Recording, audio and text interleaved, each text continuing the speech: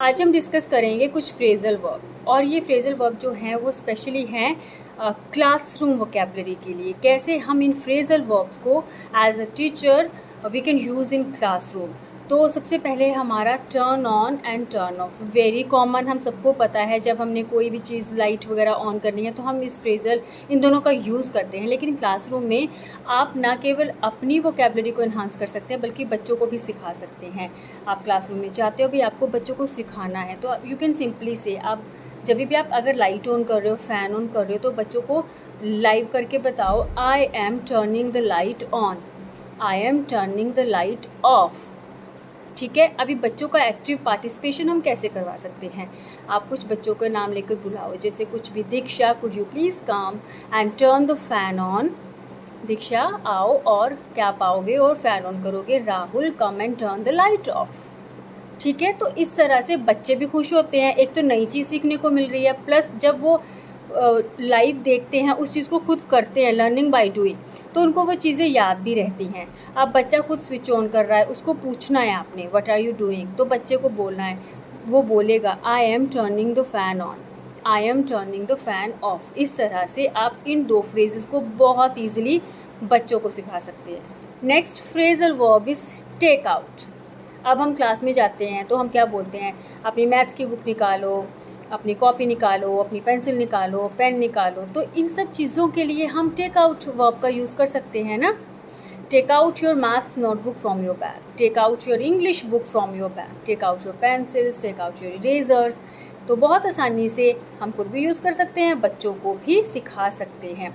जैसे अगर बच्चों को कैसे, ठीक है, मुझे अपनी बुक निकालने दो, let me take out my book. ठीक है। तो इस तरह से इजीली हम इस वर्ब को समझा सकते हैं बच्चों को।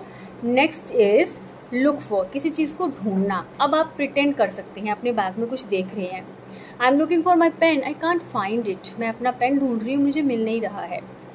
किसी बुक में आई am looking for that particular answer, मैं उस पर्टिकुलर आंसर को ढूंढ रही हूँ। बच्चों को इंस्ट्रक्शन दिया, कुछ किया, अभी चलो टेस्ट करो, अपना लिखना शुरू करो। कुछ बच्चे हैं वो अपना बैग देख रहे हैं, कुछ यहाँ वहाँ से देख रहे हैं, तो you can ask what are you looking for, क्या ढूंढ रहे हो, राइट। तो इस तरह से इस फ्रेजल वर्ब को हम इजीली क्लासरूम में यूज़ कर सकते हैं। नेक्स्ट इज थ्रो अवे, किसी चीज़ को फेंकना। कई बार बच्चे पेंसिल शार्प करते हैं तो जो पेंसिल शेविंग होती है उसको नीचे गिरा देते हैं। आप बोल सकते हो, pick this pencil shaving up and throw it away, throw it in the bin. अभी भी कुछ इंस्ट्रक्शंस दे रहे हैं बच्चों को, कुछ करवा रहे हैं बच्चों को क्लासरूम में। Keep on asking, are you getting me, क्या आपको समझ में आ रहा है ना, आप जो मैं करवा रही हूँ समझ रहे हो, डिड यू गेट दैट, आपको समझ में आया।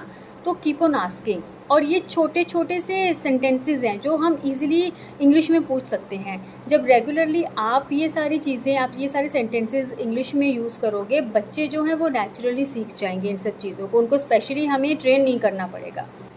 कोई भी चीज़ जब आप बच्चों को समझा रहे हो, try to relate things with their daily life.